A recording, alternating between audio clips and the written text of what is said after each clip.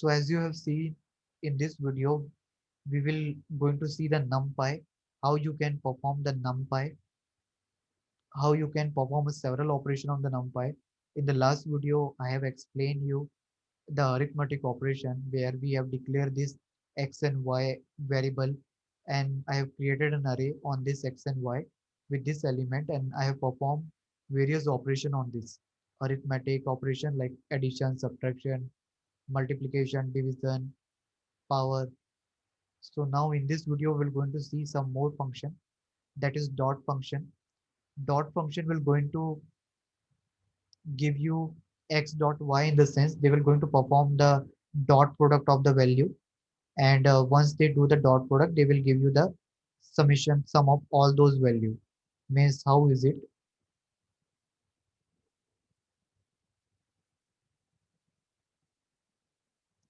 So this dot product is actually the cardinal value of this element of this x with respect to y, and when you run this it will give you 69, right? So in this way we will going to see it. If you add this value here, let me open this. 4, 10, 14, that is 32, 32 is 48 and 69.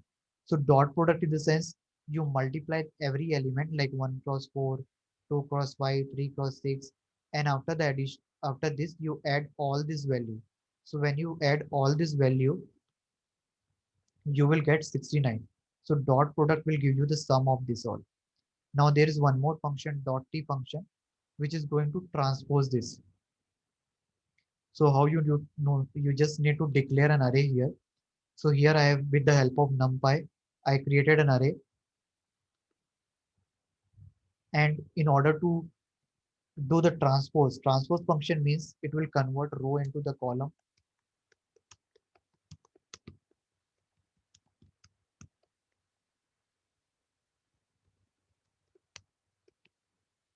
So it will convert row to the column and column to the row.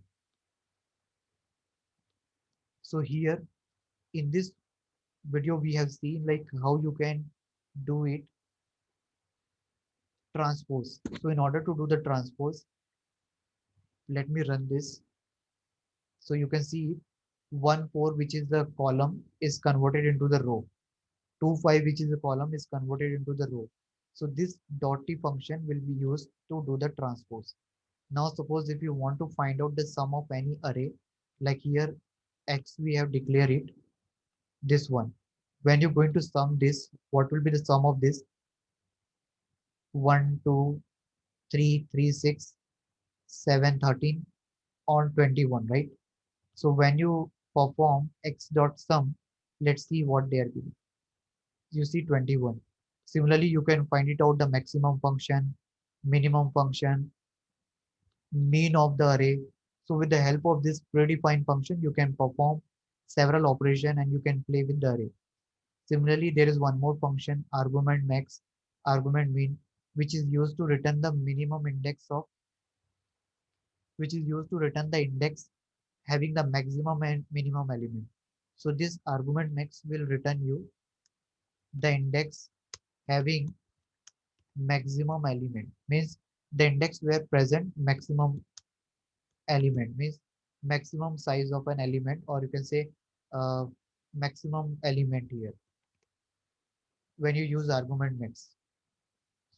4, okay, 4 index, right? So the fourth index will be your 0 1 2 3 4. 4 is your 8, right? Similarly here 0 1 2, so it will show you for y, it will show you, I think second, let me check it.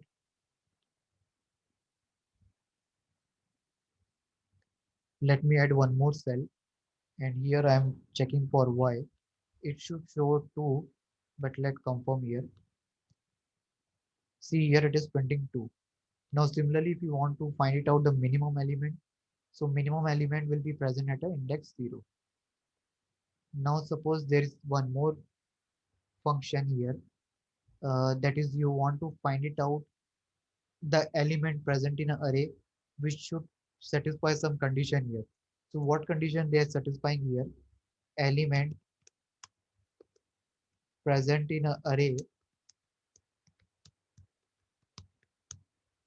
greater than 23. So it will give you the element which are presented, which is sorry, it will okay, so I think oh I haven't run this one. Let me run this. Yeah, I have run this. Now it will going to see, it will going to print true false to check whether it is greater than 23. First one is greater than 23, so it is true. Remaining one all these two are less than 23, so it is showing false, and this remaining two is again greater. So let me take it 25 and check it. So it is false, false, false. It is only greater than this value, right? Means this value is greater than my 25. That's why it is true, and rest are all are small. So it is printing false. Similarly, if you want to consider this into an array, if you want to print it into this array, you just need to take a variable BMI, and inside this square bracket, you need to write the condition. So when you write the condition, it will going to print it.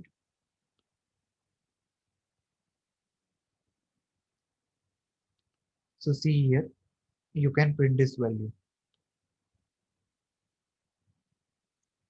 So in this video, we have seen how you can perform an operation on a NumPy array, how you can find out maximum element, minimum element, maximum in means how you can find out the index where maximum element is present, or how you can find out the index where minimum element is present, how you can check the value based on the content of any array based on certain condition.